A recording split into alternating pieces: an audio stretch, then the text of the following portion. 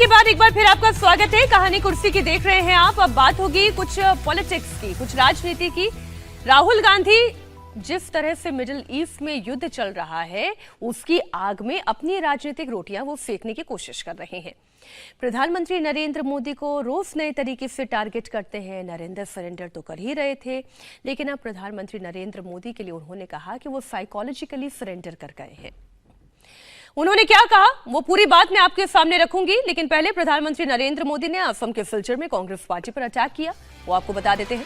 प्रधानमंत्री ने middle east की जंग में समस्याओं का जिक्र करते हुए कांग्रेस पर निशाना साधा। मोदी ने कहा कि इस समय कांग्रेस से एक जिम्मेदार राजनीतिक दल की भूमिका निभाने की उम्मीद थी, लेकिन कांग्रेस इसमें भी फेल हो गई। कांग्रेस लोगों के बीच सिर्फ पैनिक क्रिएट करने की कोशिश में है। इस समय कांग्रेस से उम्मीद थी कि वो एक जिम्मेदार राजनीतिक दल की भूमिका निभाए, लेकिन कांग्रेस देश हित के इस महत्वपूर्ण काम में भी फिर एक बार फेल हो गई। कांग्रेस पूरी कोशिश कर रही है कि देश में पैनिक क्रिएट हो, देश मुश्किल में फंस जाए, और उसके बाद कांग्रेस भर भर कर मोदी को गाली दे। दुनिया में जो ताकत है वो भारत के तेज विकास को नहीं पचा पा रही। जिन विदेशी ताकतों को देश की प्रगति रास नहीं आ रही, कांग्रेस, देश का दुर्भाग्य देखिए, कांग्रेस उनके हाथ की कठपुतली बनती जा रही है। अच्छा, प्रधानमंत्री नरेंद्र मोदी ने ये क्यों कहा, उसके पीछे राहुल गांधी कारण है। कांग्रेस नेता राहुल गांधी मिडिल ईस्ट की जंग को भुनाने की कोशिश में लगातार लगे हुए हैं और डे वन से लगे हुए हैं। राहुल गांधी के टारगेट पर सीधे प्रधानमंत्री मोदी हैं। पॉलिसीज नहीं है, डिप्लोमेसी नहीं है, बल्कि नरेंद्र मोदी, एस जयशंकर, हरदीप पुरी, वो व्यक्तियों को टारगेट कर रहे हैं। कल लखनऊ दौरे पर थे राहुल गांधी और उन्होंने यहां पर अटैक करते हुए कहा कि नरेंद्र मोदी की साइकोलॉजिकली सरेंडर स्थिति आ गई है, वो अब अमेरिका के इशारे पर सरेंडर कर चुके हैं। राहुल गांधी ने आरोप लगाया कि देश की एनर्जी सिक्योरिटी को कॉम्प्रोमाइज किया गया। अमेरिका तय कर रहा है कि हम तेल कहां से लेंगे, कब लेंगे। एनर्जी सेक्टर की हालत बहुत खराब है। लखनऊ में काशीराम जयंती पर आयोजित इस कार्यक्रम में राहुल गांधी ने ये तमाम बातें कही। आप उनका बयान सुने। कल मैं पार्लियामेंट में मैंने एप्स्टीन शब्द बोला और स्पीकर साहब ने कहा नहीं नहीं नहीं नहीं नहीं नहीं नहीं नहीं नहीं। मैंने कहा कि देखिए मामला एनर्जी सिक्योरिटी का है। मामला एनर्जी सिक्योरिटी का है। मामला यह है कि गैस सिलेंडर नहीं मिल रहा। हमारी एनर्जी सिक्योरिटी कॉम्प्रोमाइज कर दी गई है। आज अमेरिका कहेगा कि अगर हम रूस से गैस तेल खरीद सकते हैं, अमेरिका कहेगा अगर हम ईरान से, इराक से, किसी और से खरीद सकते हैं, मतलब एनर्जी सिक्योरिटी कॉम्प्रोमाइज हो गई। उसके बाद मैंने बोला क्यों हुई, और मैंने कहा ये जो हरदीप पुरी बैठा है, ये जिसको आपने ऑयल मिनिस्टर बनाया, ब्यूरोक्रेसी से उठा के ऑयल मिनिस्टर बना दिया, यह पहला कॉम्प्रोमाइज है। इसका तो नाम उधर एप्स्टीन फाइल में है, तो उसका दोस्त है।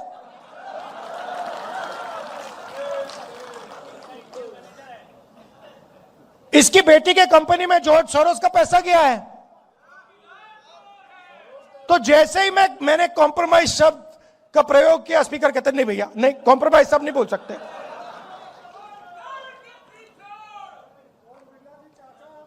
तो अब तो एक साइड एप्स्टीन है, दूसरी साइड अदानी जी। मैं आपको बता रहा हूं, मैं आपको इस स्टेज से कह रहा हूं, साइकोलॉजिकली नरेंद्र मोदी खत्म है। राजनीति में हार पहले हो जाती है, हार पहले यहां होती है। मन में यहां पे हार हो जाती है, उसके बाद होना ही होना है। तो राहुल गांधी जो ये बात कह रहे हैं कि हरदीप पुरी को ब्यूरोक्रेसी से निकालकर पेट्रोलियम मिनिस्टर बना दिया, तो भाई वो कांग्रेस पार्टी के इतिहास में भी क्यों नहीं झांक कर देखते? मणिशंकर अय्यर को भी तो ब्यूरोक्रेसी से उठाकर पेट्रोलियम मिनिस्टर बना दिया गया था। ये राहुल गांधी क्यों भूल जाते हैं? मेरा सवाल यह है कि क्या राहुल गांधी जो बात कह रहे हैं कि नरेंद्र मोदी साइकोलॉजिकली सरेंडर कर गए हैं, या वाकई में राहुल गांधी, हर्षवर्धन जी, राहुल गांधी पर कोई साइकोलॉजिकल प्रेशर आ गया है? नहीं, राहुल गांधी साइकोलॉजिकली ट्रैप्ड हो गए हैं। वो नरेंद्र मोदी की औरा में इतना बुरी तरह से फंस चुके हैं कि उनको समझ में नहीं आता है क्या करें। एक चीज जरूर राहुल गांधी ने की है कि राहुल गांधी अब एकदम, जिसको कहते हैं ना कि वो फ्री फ्लो में बैटिंग कर रहे हैं। उनको ये नहीं है कि गेंद लगे कैच, उनको फर्क भी नहीं पड़ता कब कैच हुए, कब गेंद चली गई, कब 1 रन मिला, कब 4 रन मिला। उनका है कि बल्ला घुमाते रहना है। उनको अपने समर्थकों को यह समझाना है कि देखो राहुल गांधी बहुत मजबूती से लड़ाई लड़ रहे हैं। अब हालांकि वो लड़ाई, वो फिर वो जंगल का राजा बंदर हो गया था, तो वो वाली कहानी याद आ जाती है कि जंगल में आग लग गई तो इस डाल से उस डाल, तो किसी ने कहा क्या कर रहे हो राजा साहब, कुछ तो करो। तो उन्होंने कहा कि यहां से वहां छलांग तो लगा रहा हूं। देश में जहां चुनावी राज्य हैं, देश में जहां कांग्रेस पार्टी को अपनी जो भूमिका है उसको मजबूत करनी चाहिए, उन जगहों पर रणनीतिक तौर पर राहुल गांधी कहां खड़े दिख रहे हैं। और यहां एक बात उन्होंने और जो कही थी, उन्होंने जो नेहरू जी वाला हवाला देकर कहा कि काशीराम जी को बड़ा उल्टा पड़ गया है। पूछा जा रहा है, दलित पूछ रहे हैं। हाँ। अच्छा, और उसमें पता नहीं जिसने भी वो कहा हो, उस पोस्ट में भी मैं देख रहा हूं उन्होंने लिखा है कि काशीराम जी पंडित नेहरू के समय में हो, तो उसमें पंडित नेहरू हो गए। जिस व्यक्ति को मतलब ब्राह्मण होने से ब्राह्मणवादी व्यवस्था कह लें, मनुवादी व्यवस्था कह लें, हिंदू परंपरा कह लें, हिंदू धर्म कह लें, जिससे उसका दूर दूर तक लेना देना ना हो। मंदिर जाने से नफरत है, मंदिर जिनको नहीं जाना है। तो राहुल गांधी भी तो कभी जने ऊपर पहनते, कभी अंदर लेकिन पहनते, मैं वही कभी कह रहा नहीं हूं, पहनते, उसमें ऐसी क्या बात हो लेकिन गई? दलित जो मुसलमानों के साथ जो दलित जोड़कर राजनीति करना चाह रहे हैं, उनको लग रहा है कि अरे आपने अंबेडकर को अपमानित किया, नेहरू जी ऐसा सोचते थे। अब आप ये कह रहे हैं ठीक है, नेहरू जी के समय में काशीराम नहीं थे तो राजीव गांधी बना देते, इनके पिताजी क्या दिक्कत थी, वही सब कुछ कर देते कि नहीं हम और काशीराम मुख्यमंत्री बनना चाहते थे। काशीराम तो मुख्यमंत्री बनाते थे, मायावती को मुख्यमंत्री उन्होंने बना दिया। तो मुझे लगता है कि राहुल गांधी ने कुल्हाड़ी पर पांव रख दिया है, और मैं फिर कह रहा हूं ही psychologically trapped in Narendra Modi aura पूरी तरह। प्रोफेसर जी, ये जो बात अभी राहुल गांधी कह रहे हैं, जॉर्ज सोरोस की वो बात लेकर आ गए, और ये जो काशीराम की बात कर रहे हैं, दलितों की बात कर रहे हैं, दरअसल बात वो वोट बैंक की करना चाहते हैं। वो काशीराम के नाम पर जुटने वाला वोट बैंक, मायावती के पीछे खड़े होने वाला वोट बैंक, वो उसे ट्रैप करना चाह रहे हैं। देखिए, 2-3 बातें मैं जिक्र करना चाहता हूं। जॉर्ज सोरेस के जो ऑर्गेनाइजेशन जिसको वो फंड करता था, उसमें तो मनमोहन सिंह की बेटी भी थी। ये कभी जिक्र करना चाहिए, राहुल गांधी को पूछना चाहिए मनमोहन सिंह के। राजीव गांधी फाउंडेशन को तो कभी नहीं मिला ना। नहीं, राजीव गांधी फाउंडेशन को नहीं, लेकिन एक दूसरी सोसाइटी थी जिनमें इनकी माताजी उपाध्यक्ष थे, उसको तो जॉर्ज सोरोस के फाउंडेशन से पैसा मिलता था। तो अपनी मां के बारे में ये क्या बोलेंगे कि वो जॉर्ज सोरोस के लिए काम करते थे? मनमोहन सिंह की बेटी जॉर्ज सोरोस के लिए काम करती थी। मनमोहन सिंह जो है वो वर्ल्ड बैंक के पेरोल पे हुआ करते थे। नटवर सिंह ने क्या कहा कि हमको विदेश मंत्रालय से हटाया क्यों गया? सोनिया गांधी ने उनको बुला करके कहा कि हम क्या करें, अमेरिका ने हम पर दबाव बनाया कि आप हटा दीजिए। कैसे भारत न्यूक्लियर टेस्ट नहीं किया, नरसिंह राव की सरकार, ये सब कुछ आम मानता है। मित्रोकिन डायरी कोई पढ़ ले कि केजीबी के एजेंट जो होते थे वो पीएमओ के ऑफिस में हुआ करते थे जब श्रीमती गांधी की सरकार थी। मित्रोकिन डायरी पढ़ ले, भारत के कितने पत्रकार और कितने लोग जो थे, लेखक जो थे, वो केजीबी के रोल पे हुआ करते थे और वो कांग्रेस के लिए काम करते थे और केजीबी के लिए काम करते थे। ये सब जब खुले तो अच्छे तरीके से, मैं बार बार पहले भी जिक्र करा, राहुल गांधी ने कोई लिहाज नहीं छोड़ा है। संसद में होता था कि बिना तथ्यों के आधार पर पहले कोई एक दूसरे के चरित्र पर या इस प्रकार की चीजों पर आरोप नहीं लगाता था जब तक कि उसके पास पूरी तथ्य नहीं है। राजीव गांधी के पास, यदि राहुल गांधी के पास पूरा तथ्य है तो ला करके सामने रख देते, हरदीप पुरी के खिलाफ रख देते ना आप, क्यों आप परेशान होते नहीं हैं? तो एप्स्टीन का नाम ले तो रहे थे, बोलने सुनिए, कहाँ दिया गया? मैंने कहा एप्स्टीन का नाम आप वहां नहीं बोल रहे हैं ना, आप तो पब्लिकली रोज बोल रहे हैं, तो डॉक्यूमेंट भी रिलीज कर दीजिए, आप प्रेस कॉन्फ्रेंस करके वो पूरा डॉक्यूमेंट डिस्ट्रीब्यूट कर दीजिए। सर, उन्हें सिर्फ उसमें क्या अफवाह फैलाना है। एक मिनट, वो करना नहीं है, लोगों के मन में अफवाह फैलाना। जैसे संविधान खतरे में है, आप संविधान को बदल देना चाहते हैं, राहुल गांधी वही नौटंकी करते रहे लोगों के मन में। ये मुझे याद आता है कि लालू प्रसाद यादव से किसी ने कहा था, लालू प्रसाद यादव बिहार में जब रैली करते थे, घूमते थे, तो वो कहते थे कि ये सब बीजेपी वाला जीत लेगा ना तो तुमको वोट देने का अधिकार छीन लेगा। किसी ने कहा आप ऐसा क्यों बोलते हैं? तो लालू प्रसाद यादव ने बहुत एक शानदार चीज बोला, कहा कि देखो 10-20 हजार की सभा में यदि 1,000 का भी मन फिर गया तो वो 6 से गुना कर दो, तो 6,000 लोगों का दिमाग तो कम से कम हम बदल देंगे ना। तो 6,000 के लोगों के मन में कंफ्यूजन यदि इस प्रकार की हो जाती, आज लोग हरदीप पुरी और एप्स्टीन फाइल को रोक करके बात तो कर रहे हैं कम से कम। तो ये चीजें जो होती थी, अरविंद केजरीवाल को आप लेकर के दें, अरविंद केजरीवाल अभी उनको निचली अदालत से मिला है, लेकिन पूरा नैरेटिव क्या बना देंगे जैसे वो दोष मुक्त हो गए हो पूरी तरीके से। तो ये राहुल गांधी सिर्फ एक गंदा तरीके से, और मैं बार बार ये कह रहा हूं, नैरेटिव खड़ा करने की कोशिश कर रहे हैं। उसमें ये भूल जा रहे हैं कि अपने ऊपर कितनी जिंदगी और कितनी उन्होंने अपने नाना जब पंडित जवाहरलाल नेहरू पर के सारे उनके चरित्र का आकलन जो है वो लोग राज्यसभा में निशिकांत दुबे ने खड़ा कर दिया। उनकी जो दादी थी उनके बारे में पूरा का पूरा निशिकांत दुबे ने उनका उठा करके सारा कच्चा चिट्ठा ला करके पटक दिया। उनको इससे कोई फर्क नहीं पड़ता है कि मेरे पूरे खानदान की ऐसी तैसी हो गई, लेकिन वो अपने जिद पर अड़े हुए हैं। तो साइकोलॉजिकली कौन दबाव में है ये देश की जनता जानती है बहुत अच्छी तरीके से। ये वोट बैंक की राजनीति पर इस चर्चा को लेकर आते हैं। पीवी नरसिम्हा राव के जमाने में कांग्रेस और बीएसपी का गठबंधन हुआ था। अब राहुल गांधी फिर से ये चाहते हैं, वो कोई गठबंधन तो नहीं चाहते हैं, लेकिन वो ये चाहते हैं कि एक वो बहुत महत्वपूर्ण वोट बैंक, और जैसे कि वो कास्टिस्ट पॉलिटिक्स करते हैं, वो कितनी कामयाब है नहीं है वो आप ज्यादा बेहतर बता पाएंगे। क्या राहुल गांधी कुछ अचीव कर पाएंगे? देखिए, काशीराम जो है अब एक नए दलित नेता की तरह, मतलब जब उन्होंने तो पूरी लड़ाई लड़ी है, लेकिन अब भारतीय जनता पार्टी और कांग्रेस दोनों ही उनके वोट बैंक पर जाना चाहती, क्योंकि बीएसपी उस तरह से एक्टिव नहीं थी और लोगों को लगा कि वो वोट बैंक थोड़ा सा शिफ्ट हो रहा है, तो उसको कैसे हासिल किया जाए। अभी पिछले दिनों भारतीय जनता पार्टी ने काशीराम जी को याद किया, अब राहुल जी को मौका मिल गया तो राहुल जी याद कर रहे हैं। केवल काशीराम को याद करने से क्या आप दलितों का भला कर रहे हो, और क्या दलित वोट बैंक आपके पास आ जाएगा? कांग्रेस का तो एक बड़ा वोट बैंक एक जमाने तक दलित रहा था, दलित मुस्लिम वोट बैंक की पूरी पॉलिटिक्स करती रही थी। उन्हीं के खिलाफ जाकर ही काशीराम खड़े हुए थे और काशीराम ने उस पॉलिटिक्स को किया, तो कांग्रेस का सारा बड़ा नुकसान हुआ। मुझे बहुत कुछ नहीं लग रहा कि काशीराम जी की फोटो लगा लेने से कांग्रेस के पास दलित वोट बैंक बड़े तौर पर आ जाएगा, लेकिन काशीराम दलित चेहरा अंबेडकर के बाद बड़े चेहरे के तौर पर निकल कर आए हैं और उन्होंने एक नई तरीके की राजनीति की थी, इसलिए भारतीय जनता पार्टी भी उनके पीछे है, कांग्रेस भी उसके पीछे है। राहुल गांधी जब पोस्ट करते हैं विजय जी, तो वो पंडित नेहरू का तो नाम लिखते हैं, लेकिन वो स्वर्गीय पूर्व प्रधानमंत्री इंदिरा गांधी का नाम क्यों नहीं लिखते? वो राजीव गांधी का भी नाम लिख सकते वो थे। उनको जिस चीज से कोई फायदा हो सकता, कोई भी पॉलिटिकल पार्टी अपने लीडर के लिए किसको याद करना है, कब जब जरूरत होगी तब वो याद करेंगे। जब बांग्लादेश बनाने की बात होती है तो वो इंदिरा गांधी को याद करते हैं, कंप्यूटराइजेशन की बात होती है तो राजीव गांधी को याद करते हैं। ये तो सब लोग अपने अपने हिसाब से उन लोगों को याद करते हैं। और देखिए, एलओपी का मतलब क्या है कि एलओपी का तो पॉलिटिक्स कब चलेगी कि जब वो प्रधानमंत्री को निशाने पर रखें। वो सही है गलत है कितनी बात होती है ये हम सब लोग एनालाइज करेंगे, लेकिन उनका मकसद तो उनकी पॉलिटिक्स विपक्ष के नेता की कब चल सकती है कि जब वो हर मसले पर प्रधानमंत्री पर हमला करें। और वो इस पॉलिटिक्स को मेरे ख्याल से आप ज्यादा दम हो चाहे ना हो, लेकिन हमला बराबर होता रहेगा। एक टीस और है समीर जी, वो टीस जरा बता दूं फिर आपके पास आती हूँ। लखनऊ में राहुल गांधी की एक और टीस सामने आई। उन्होंने कहा कि कांग्रेस तो गरीब पार्टी है, लेकिन कांग्रेस के बड़े बड़े नेता अमीर हैं। हालांकि उन्होंने आगे ये भी कहा कि हम अमीर पार्टी होना भी नहीं चाहते हैं, और कांग्रेस का ये डिजाइन तो गांधी जी के जमाने से है।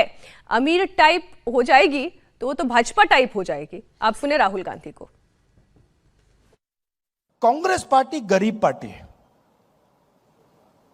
और कांग्रेस के जो बड़े बड़े नेता हैं वो अमीर हैं। नहीं, मगर आप बात समझिए, हम अमीर पार्टी होना ही नहीं चाहते हैं।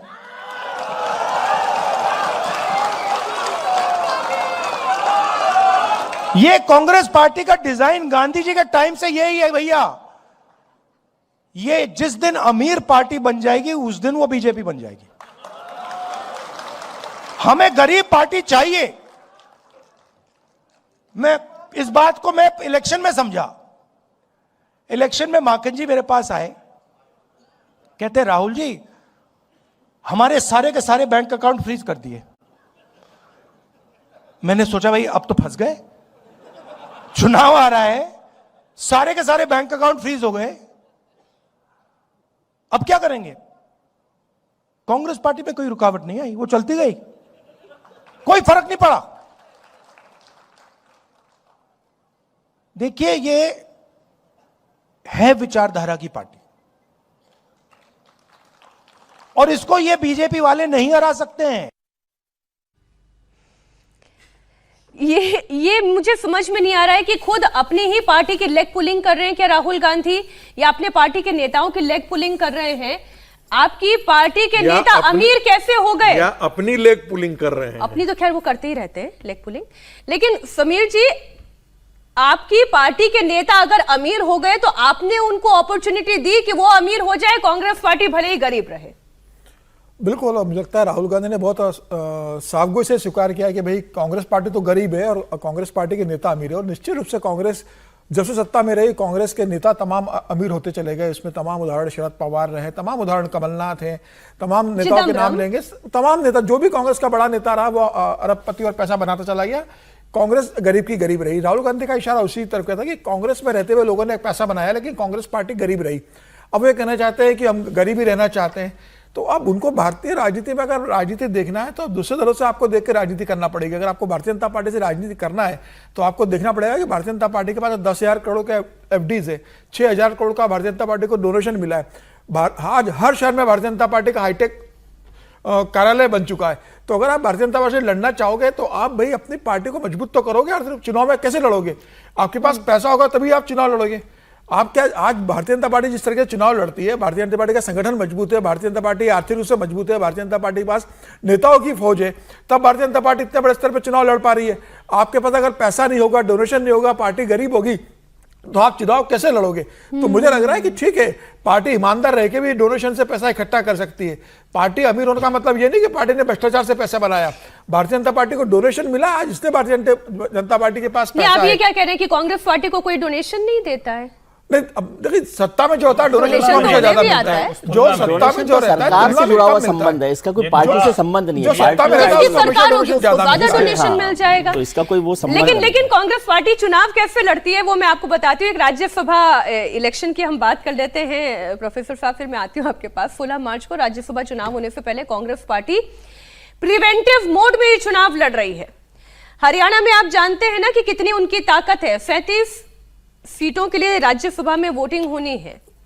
कांग्रेस पार्टी अपने विधायकों की बाड़ेबंदी कर रही है, जबकि हरियाणा में तो वो आसानी से जीत सकती है, लेकिन उसके बावजूद उसे अपने विधायकों को छुपाना पड़ रहा है। ओडिशा और हरियाणा में कांग्रेस सबसे ज्यादा सतर्क है। ओडिशा से कांग्रेस के विधायकों को बेंगलुरु भेज दिया गया। खास बात तो यह है कि ओडिशा में 4 सीट के लिए 5 दावेदार हैं और उसमें कांग्रेस का कोई उम्मीदवार नहीं है। तब भी यह स्थिति है। कांग्रेस का उम्मीदवार होता तो फिर क्या होता, सोचिए। कांग्रेस को डर इस बात का है कि उनके 12 विधायक हैं, बीजेडी के उम्मीदवार के दूसरे विधायक का वो सपोर्ट कर रहे हैं। उनको डर यह है कि अगर उनके विधायकों के साथ हॉर्स ट्रेडिंग हो गई तो भाई बीजेपी का तीसरा उम्मीदवार भी जीत जाएगा, इसलिए उन्हें तो पहले सुरक्षित कर लिया गया।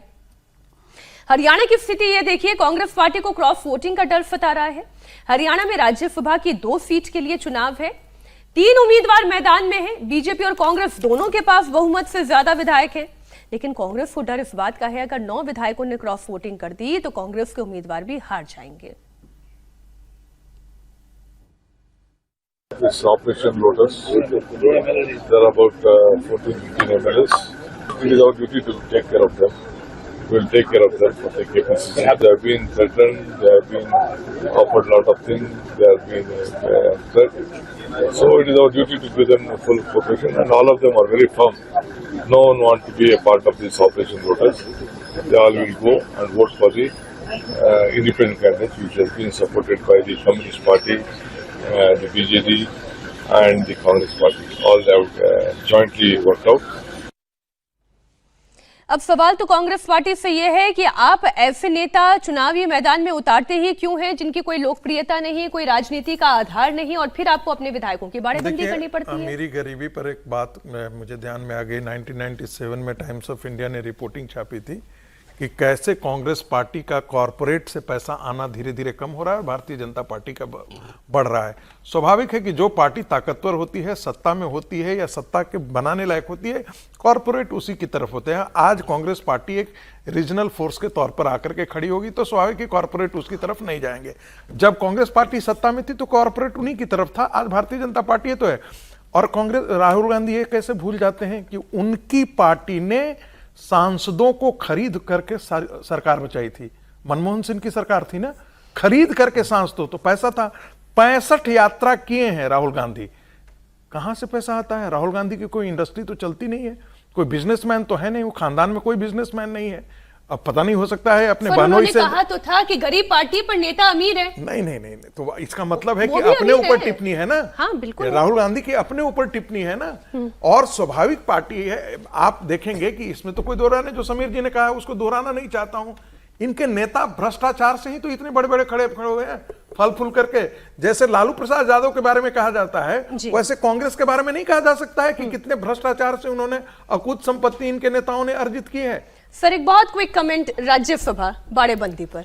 राज्यसभा में कैंडिडेट इंपॉर्टेंट नहीं है। राज्यसभा में कैसे आप मैनेज कर रहे हैं, क्या सब व्यवस्था हो रही है, वो बहुत इंपॉर्टेंट है। कैंडिडेट तो आप सोचिए कि कैंडिडेट जब होते हैं वो तो हार ही जाते हैं।